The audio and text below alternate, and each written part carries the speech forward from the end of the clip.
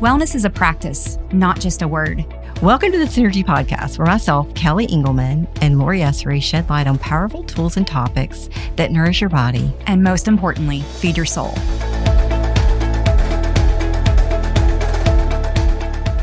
We are so excited you guys are back, Synergy listeners. You're going to love this podcast. You're going to fall in love with Sabrina. We're so excited we got to capture her heart and soul today in today's podcast. So a little bit about Sabrina Ciceri. She sees medicine through a different lens and represents an evolution in healthcare, shifting the disease-centered focus of medicine to a more preventative approach.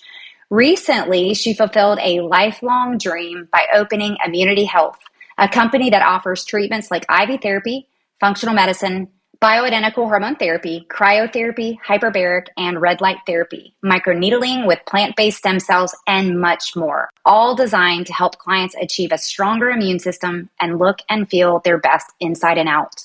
Her vast experience in the healthcare field was the driving force behind opening this innovative company. You guys are gonna love Sabrina.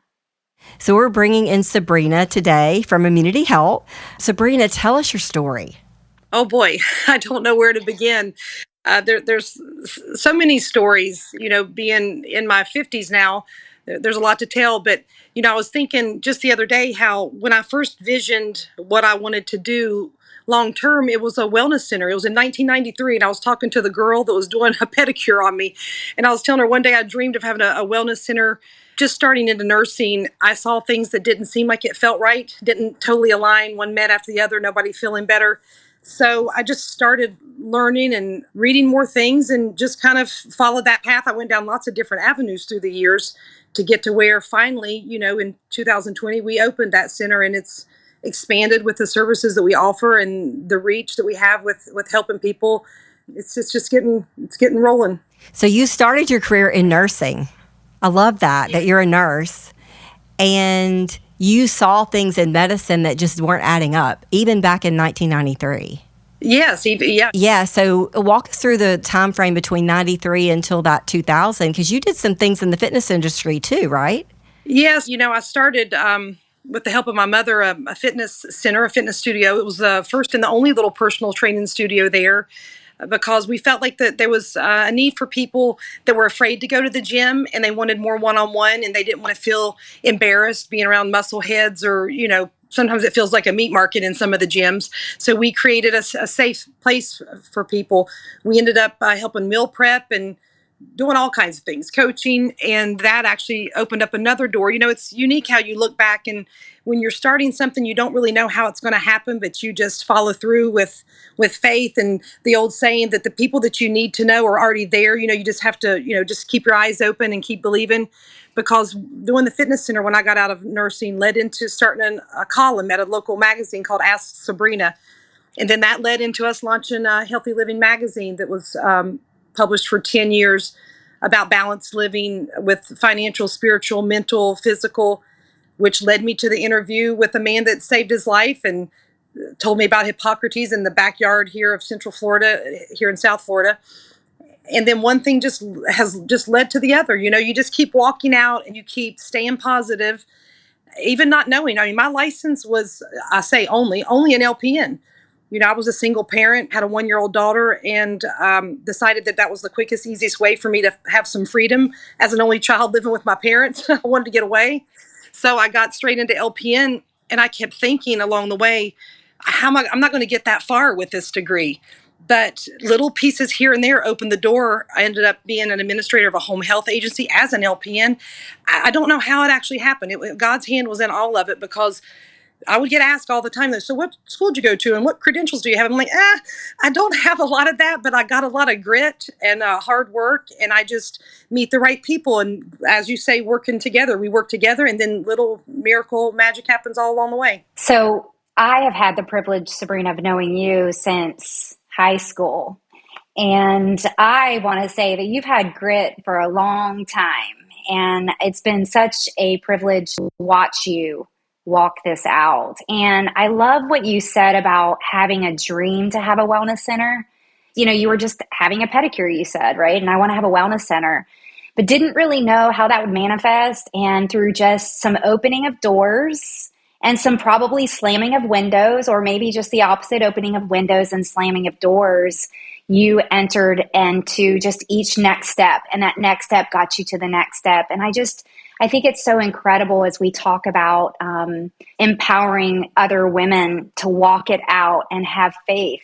You obviously have passion, and I want to know a little bit about where does this passion actually come from? Because you have a heart of gold. So I got to know a little bit more about that.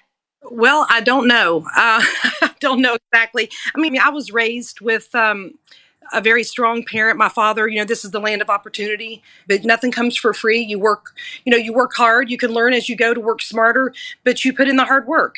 And I have strived through the years to keep balance. I mean, I have 6 kids too, and 4 grandkids and 3 cats and 3 dogs. And, and let's not forget all the parents and family. You know how that goes. But, I'm tired just listening to you.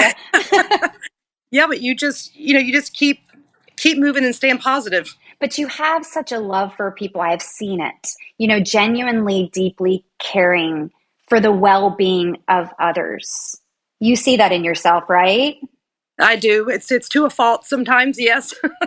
So where does that come from? Sorry, this gets me emotional, for a second, because yeah, I think that more than even medical care, supplementation, all of those things, people at the core need nurturing and love and support, and that's where it starts. And I think that's one thing that makes things a lot different with immunity and in our approach to everything. It comes from we give love first. We love them no matter what they do and where they're at. We try to meet them where they are and just encourage them and let them know that never lose hope, never give up on themselves, never stop believing. The body's wonderfully made, and it can heal itself. You just mentally, spiritually, and physically have to connect, and it all starts with igniting that life force, not just with the nourishment that they're getting, but with hugs and connection and an energy like that. And I think that's what kind of sets us apart. Mm-hmm. And I think what you're saying there is nourishing.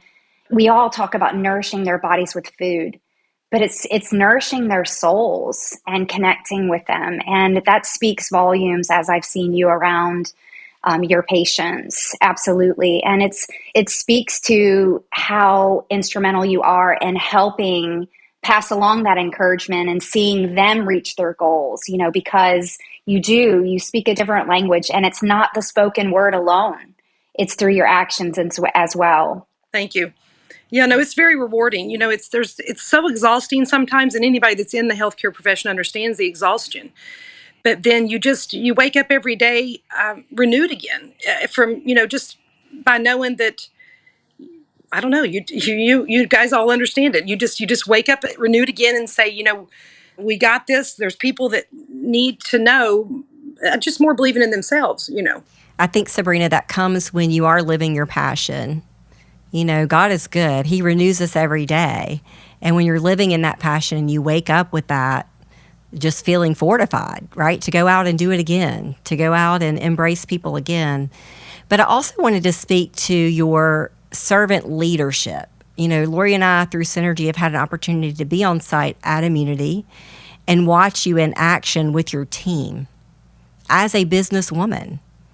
It's not easy to be a businesswoman, right? And I have seen you step up and really lean into your team in ways that are just profound. Love them, meet them where they are, but also challenge them. How do you pull that off? Because I want more of that in my life. I don't know. It's funny because my kids all said, I'm very close to my kids, and they always called me the warden. You guys have helped me tremendously with steps and strategies and forms and things that they just really was the missing piece, because I was doing the things that I knew to do, but now I have some backing that helps. But generally, everywhere that I've worked, it's hard to say something nice about yourself, really, but I've always been complimented for the way that I've worked with my CNAs or with anybody. And I think the reason why that because I do have a good team, and I get complimented all the time about what a good team. They call me mom. They really act like they love being there. But I don't want to say I tough love them sometimes. They absolutely know that I'm very direct and say what needs to be said. But I'm not a grudge holder. I say what needs to be said, but then we go on. I'm not holding on to it. I'm not passive aggressive with you later.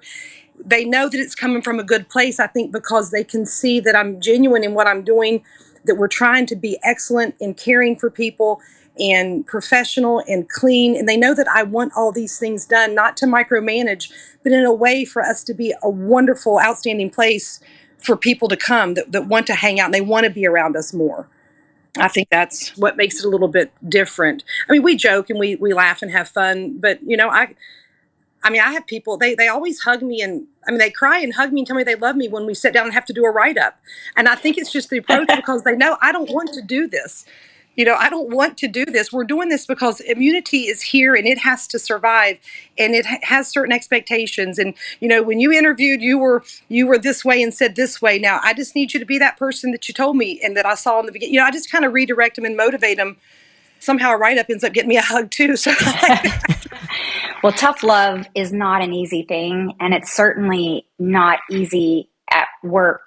It's not easy in the home, but it really is even harder in the work area. And I agree with Kelly. You really do have a servant heart for God's work and showing love. So I want to hear a little bit of, as you have grown over the years in this desire to help people nourish their heart and their souls.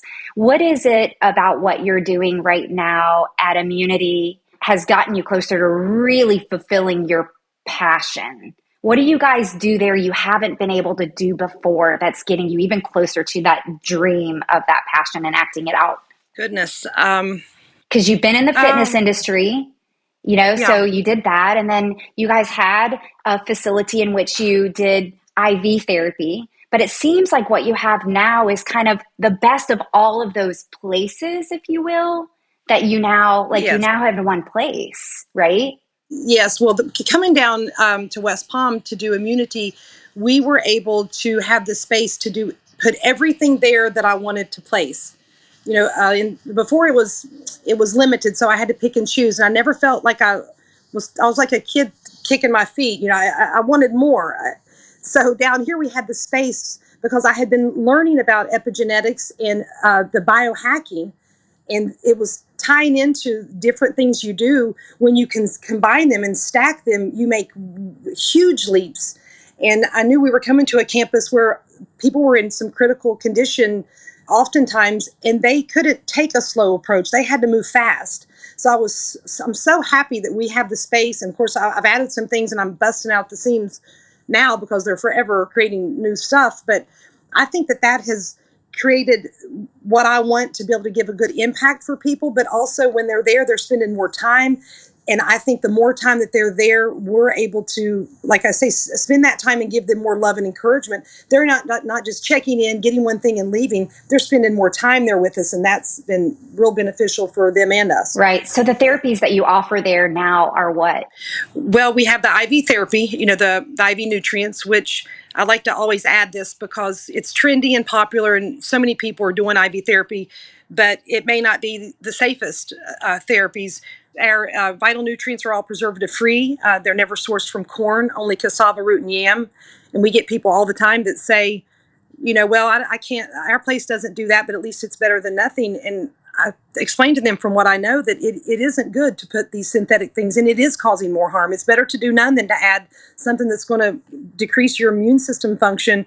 But anyway, I could go on about that. But the IV therapies, and then we've got the demi bed, which people love. That's the vibroacoustic electromagnetic infrared bed. Many people will do an IV drip on that because that electromagnetic field will help drive those nutrients down deeper into the cell for more benefit. All at the same time, they're meditating and getting in a parasympathetic state through some sound and vibration therapy. That's a wonderful tool. And many people go from that to the hyperbaric, which most people know what that is, the oxygen therapy. And then they'll finish with red light. We've got the TheraLight 360, which is an amazing machine, 45,000 red lights that just does multiple things, killing free radicals. They lay in there like the old-timey tanning beds. At least I hope there's not tanning beds out there anymore. We have the exercise with oxygen therapy. We've got a Hyper T Pro that does gets up to 190 degrees only from the neck down, so that people that can't tolerate infrared saunas because they feel like they can't breathe with their head in, their head stays out, so they still get that great detoxification. We've got aesthetic things too, Scarlet, Aquafirm. We've got the CryoSkin now, things that help people on the outside too. They care about, I never want to be a med spa. And when people will say something like that, it makes me cringe. I don't want to be a med spa, but I also have seen how much people's identity are tied into hair loss and things like that. And we do want them to leave there feeling better inside and outside. Mm-hmm. And you service clients from not just there at Hippocrates Health Institute on property, but you also are there for a guest from all around your surrounding community. Is that correct? Yeah, we have people coming from as far as, Miami for the local area, Port St. Lucie, so they come from a 2-hour radius here. And we've been having more and more calls as the website has, the Google search and all that stuff has grown. People have called, and it just puts me in awe that they say, I'm in Illinois, but I see that you have all these modalities and treatments, and I want to come down there and get a motel and stay for like a month and come in every day and get treatments because I'm struggling with this. I'm like, wow. And I tell them, I say, well, there might be places closer to you. And they check, they say, no, it's not the same, or they only have one thing, or it's only 5,000 lights. And I would rather come down there and just spend 30 days and do everything you have under one roof. And it just makes me so happy, honors me, that they found that and that we are meeting a need for even people outside of here. I remember when I shared the concept with Kelly and I was so excited. I called her and I said, you wouldn't believe it. I mean, there's this one facility and it has all of these things. I'm like, Kelly, we've got to go. This is like our playground for wellness. Like, we've got to go. Huh, Kel? It truly is a playground. When I walked in there, my eyes were just like I was a kid in a candy store. I couldn't stop grinning and just looking around and like, when do I get to play? Because having all of those modalities, a lot of that technology is European technology. You don't see that around every corner. And to have it all in one place, to your point, where people can come and enjoy the benefits and really gain some traction on their wellness journey, and then decide, what do they want to take home? What do they want to embody to take home to perhaps use on an ongoing basis, right? Because some of those things they can get in a portable fashion to use, as they continue to heal. No, they do. And you guys have cryo too. You didn't mention cryo. Yeah, that's what I was forgetting to say. How did I forget that machine? Our largest investment was in this machine, and it took us 12 months to get it from Germany because they made it especially for us. It's a dual-chambered electric cryotherapy, and it's massive.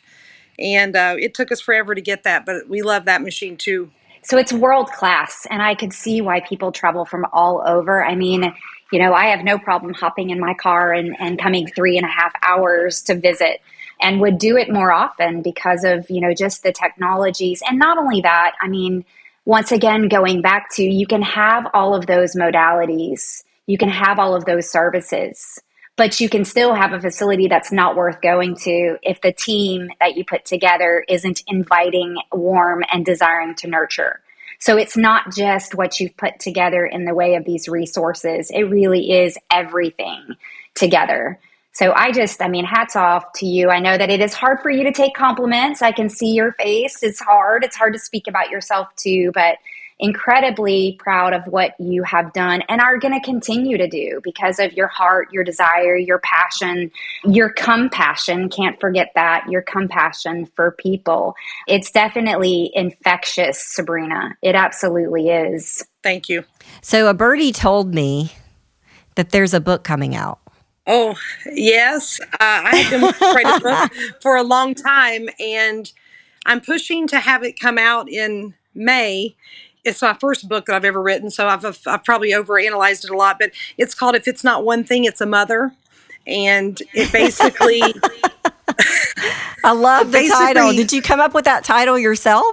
I did. It was actually one day when I was talking about something else my mom had done. This is me as an adult, I'm like, oh my gosh, if it's not one thing, it's a mother. It's like, oh my God. But it's just basically kind of relating to how it is to be a daughter and how you feel about your mother growing up and the many transitions along the way. You're first recognizing is that as you're growing older, my mom's not perfect and maybe I don't want to be just like her, and then feeling guilty kind of for that. And then when I had my first child, my first child was a daughter, and I remember thinking about how I need to first do what mom taught me to do. But then it's like, wait a second, I think I want to do it differently. And then feeling guilt over that. And then growing through that, watching my daughter become a mother. And now how I feel as a grandmother. I'm the yaya in the family. But it's just a book that really relates and understands women, and it also kind of motivates and encourages them along the way. It's basically, I've changed the direction of my life from the way that I was raised. I've taken what I found good in my mother, and I love her very much. And I've put boundaries there as well for the things that I don't want to be codependent on, and kind of let that feed into my life. And she understands it and respects it. But it just helps people to understand kind of where they are. I've kind of taken it through the stages. It's basically how health, faith, and I am an old school parenting style, how that's gotten me through and shaped my life is what the book's about. So once again, being an inspiration to other women. And I can imagine not only women, because I'm certain that there will be men who would find this book helpful as well, but an inspiration all the while to your readership and just, again, the impact. So I can't wait to read it. And that is an actual super cool title. Super cool. Thank you. So I just have to ask, any insight on why, as women, there's so much guilt around our relationships with our moms and oftentimes our daughters? Yeah, well, there's lots of pressure, I think, at least for myself, pressure that if I did anything different than the way that mom had done it, that it would be in some form of disrespect. And I'm a firm believer. I respect my parents. Even when I disagree with them, I respect them. So I think you feel that way. And then from what I saw in my friends raising kids that I never did fall into was how much that they feel the pressure that they need to be their friend. I wasn't put on this earth to be my children's friend. That wasn't the role that I was here to play. I love them, nurture them, guide them. And I do have fun with them. I mean, we theme park, we play Uno, we do the fun things. It's not that you can't do that, but I'm not crossing the line and trying to become a friend and want to hear the intimate details of a date. Or, I just think that the children growing up today need less of their moms to be a friend and more of them to be strong and feel confident that they can be the mother. You never get too old to be a mother. I mean, I'm 51 and still need a mother, so I just think we need to hold on to that and not feel guilty by not saying, well, we're grown. My daughter says it to me all the time. I'm an adult daughter now. I'm like, well, you are, but you're still my child. And if I see you doing something wrong, I'm going to be advising you differently. I love it. Did you hear that? Our daughters, we have daughters too. So I hope you're listening into this podcast. Sabrina just gave me permission to still be your mom. That's right. They have to respect, my daughter slipped up a couple months ago, and she's even saying a cuss word, which I'm not going to say, you have to be legalistic, but she said something. I'm like, I beg your pardon. She's like, Mom, I'm 31. I'm like, I don't care. I don't want to hear that out of my baby girl's mouth. Don't say that. They do. They really do need that loving correction from people that do adore them and want to see the best in them, right? As a mom, we want to see the best in our children. But I do see what you're talking about, how oftentimes when we become moms, we want to mimic what we saw growing up. Or in fact, when we feel like we don't do that perhaps we're going to upset them because we've chosen to do things differently. And even when being questioned, that questioning isn't always about questioning in a negative way. Maybe it's just creating dialogue, but I could see how it can be offensive. You're asking me why I'm doing this. Is it because you don't like what I'm doing, or it's because you really want to know? So making sure we're keeping dialogue of when we are having those conversations. It's not that we necessarily always disagree. Perhaps it's just that we want to understand more. We want to be a part of their lives. We want to be there for them to lean on. We want to be a safe place that they can still land, like you said, regardless of you being, 50, me being, I'm not going to say my age, but, I still need my mama too. And I'm so blessed to still have my mama. Yes, no, exactly. And I think that you don't be so hard that you don't keep that relationship open. I mean, my children know that if they do something that I don't like and they share it with me, it's not a big deal. I'll give my opinion and then I'll say, pass the potatoes. everything's still in love, but I come from a strong Greek family. My husband's Italian family. So we can rant and rave and lift the roof off and then give hugs and sit down and share an apple. Yes, It's just the way it is. that's right. And I also want to mention, I mean, you're talking about you have both biological children, but you have adopted several children. So talk about that dynamic a little bit too. When did you first adopt, and how many adopted children do you have? Okay, I have 4 adopted children, and we had the 2 oldest, and then we decided we were going to adopt from China. We had ran into some couples, and we just felt like God was leading us down that road. So we got our daughter when she was 10 months old, and she's now almost 19 at Gainesville now, going to school. And then it's weird that we're talking today because it popped up in a memory. 10 years ago today, I was actually doing a week detox at Hippocrates, laying in a hammock, and I was just praying, and God laid on me heavy that you're going to adopt more children. Of course, I called Joe right away and said, God just said we're going to adopt more children. He's like, whoa, wait a second. I'm not sure. And it wasn't but maybe a week later that he said, I think we are supposed to adopt, but not internationally, or I think we're supposed to foster and adopt. So we started looking down that road, and we fostered for a little while, and then ended up within that year, we had a 2-year-old and then 2 newborns. So they were a month apart. They were raised like twins. They're actually a month apart, but they are now this summer fixing to turn 10 years old, the 2 little ones, and then the other one's turning 12. So we've got the 31, 25-year-old and the almost 19-year-old we call the bigs, and then the 10, and 12-year-olds we call the littles. Amazing. Amazing. Another example. That is precious. Right? Yep, I agree. Heart of gold. Is being a mom, is that dynamic different with the different children? No. We talk about this all the time. All 6 children are completely different too. They're all different. The 2 little ones that we had as newborns, everybody's like, "Oh, how cute are they? Twins?"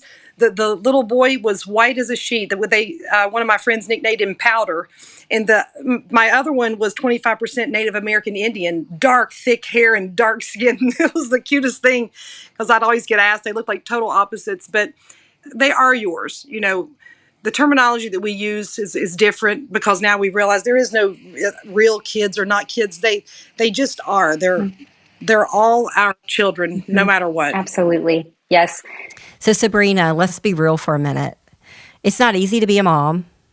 It's not easy to be a business owner. It's not easy to be a caregiver. How do you keep life balanced? What are your strategies? What do you lean into to continue to live your purpose and keep life balanced? Well, it's a constant juggle. And a few years ago, I found out I gave myself a little bit of a break between feeling like I constantly had to keep everything in perfect balance. So I was failing constantly at that. And then I realized with myself that I was going to give myself these grace periods for different things. So I knew last year when I took the step to go to West Palm and leave Central Florida while my kids and family were there and go back and forth, that they knew, and we talked as a family, that was going to be the year of hustle for Mom.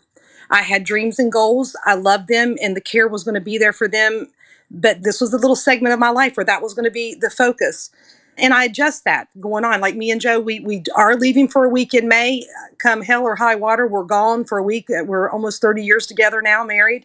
And we definitely take our time together because we're more in love and happier now than we were 30 years ago. And it's not about having all this time with him. It's about when we do have our time, it's quality. We're talking, and he's a businessman too. So a lot of our time together is talking about business. So that works.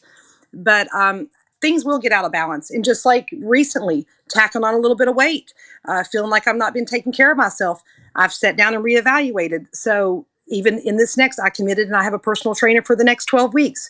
I'm taking a break in the middle of the day, 4 days a week. I'm going to the gym. I will leave work a little bit. They'll make it because now it's time for me to put a little bit more time into me. And then same thing with the kids.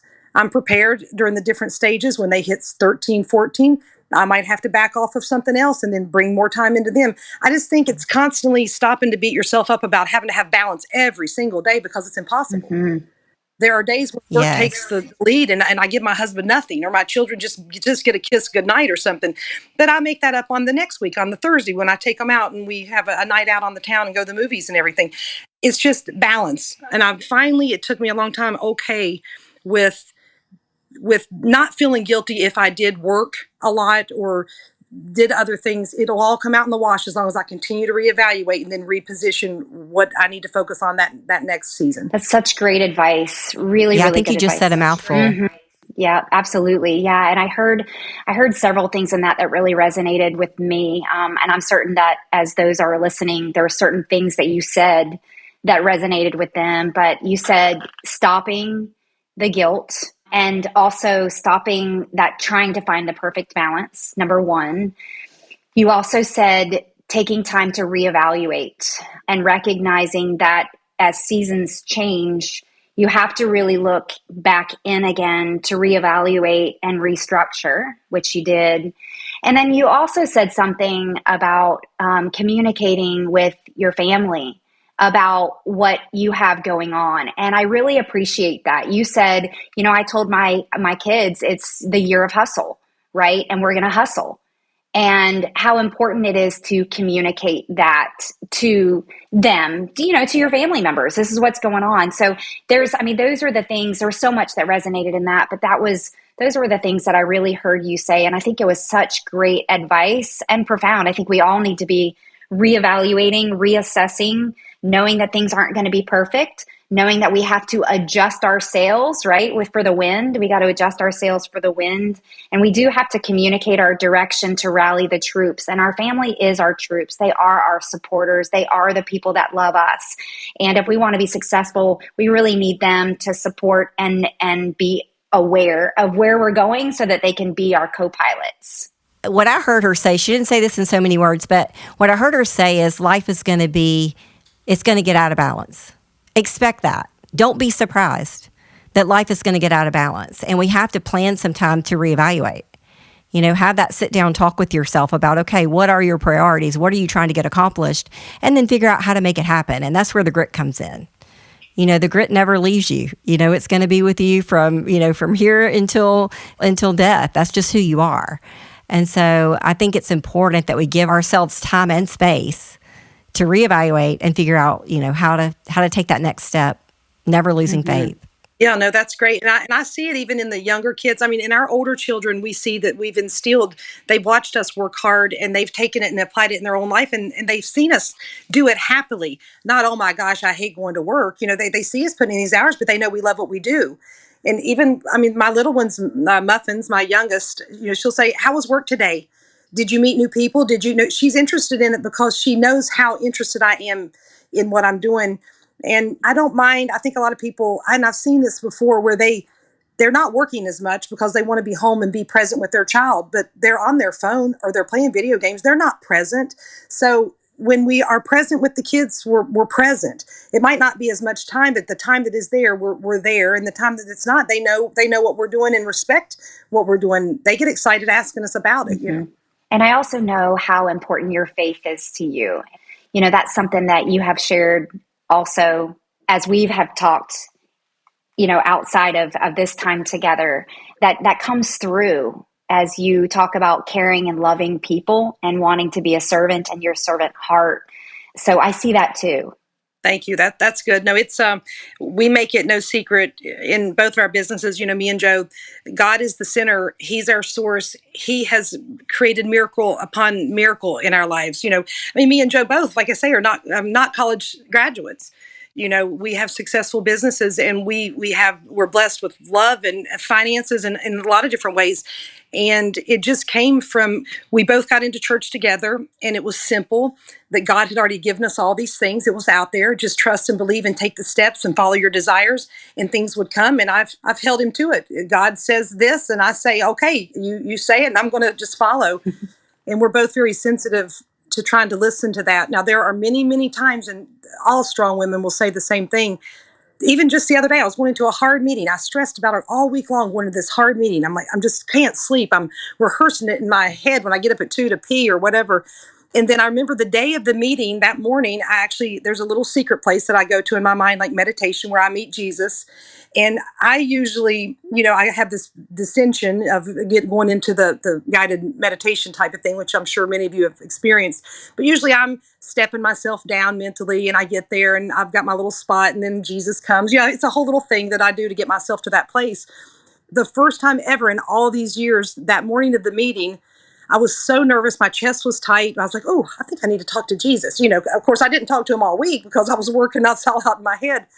And as I was going down in my mind, I was like stumbling. And when I got there, he was already there. For the first time, he was already waiting on me. And I was like, oh my goodness, is this not symbolic to he's there all the time? If I just would go to him first instead of trying to figure all this out. And so then it just gave me a goosebumps. And I was like, well, of course you're already there. I just did somersaults falling down the stairs so I could call for you. And you're just down there waiting on me. Oh, that is such a great story to end with. Yeah, so incredible. That's what I was going to say. Such a great story, such inspiration to end with. I mean, how many times have we done that where we just keep ourselves spun up for no reason at all, realizing that it's all been worked out before we can even imagine, even better than we can imagine most of the time, right? Exactly. So Sabrina, as we're ending, how can people locate Immunity? Give us some contact information so that listeners can look you guys up, because your website is incredible. You can't look at that website and not want to be there. Thank you. Yeah, they can go to the website, immunityhealth.com. And we've got a lot of social media things going out, really, really cool campaigns, Get a Drip, Blue Monday, things that are special to immunity. I'm trying to think, I'm sure you can search the social media and find us, but going to the website, it took me months to put together the education manual that's on there. And it's, I think, 64 or 5 pages. You could flip through and learn and read so much detail about what we do and understand the technology. But that's where I think it started, and you can always email from there. If you want to talk to me or just email me anything, Sabrina@immunityhealth.com. I would love to chat and meet new people. I never meet a stranger. I'm from the country. So she said it's Sabrina@immunityhealth.com, right? Yeah, that's how you could email me, but you can go to the website if you just want to check us out. And tell us the website address. Immunityhealth.com. Perfect. Well, thank you. In a couple months, I'll have, if it's not one thing, it's a mother.com. Pretty soon that'll launch. The book will be there, but I'm going to promote it a little bit on the Immunity Health site too. So be sure to look for that, because it's motivational. It's also got some funny stories in it. Well, congratulations on the book. We can't wait. I can't wait to read it. We can't wait to read it. Thank you so much for carving out time out of your busy but productive life. We really appreciated having you here today, Sabrina. You're welcome back anytime on our podcast. Such an inspiration for all of our listeners, and so many words of encouragement that you shared today. So looking forward to people reaching out to you. And like I said, certainly hoping that we can get back together again for a future podcast with you. Oh, definitely. No, it's an honor to hang out with you ladies. You guys have really helped me in many, many ways. Things are in my mind, things with the company. You guys have, where it felt like the puzzle pieces were there, but they were scattered. You impressed us greatly with how that's coming together. Every week there's just more positive change, and it's all been because of the influence and support from you guys, and we really appreciate it. Absolutely. Well, it is our pleasure. Well, thank you so much. On behalf of Kelly and I in Synergy, thank you to all for listening to today's podcast, and we can't wait to have you back on our next one. Thanks so much for listening to today's episode. You can find more information about Synergy at Synergy for Life. That's SYNERGEE, 4life.com. And then Synergy Connect is our Facebook. And then please make sure to follow us on your favorite podcast app so that you make sure you get future notifications of episodes.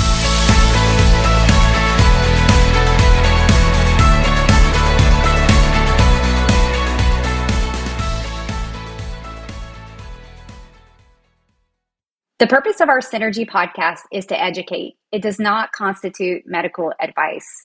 By listening to this podcast, you agree not to use this podcast as medical advice to treat any medical condition in either yourself or others, including but not limited to patients that you are treating. Please consult your own physician for any medical issues you may be having.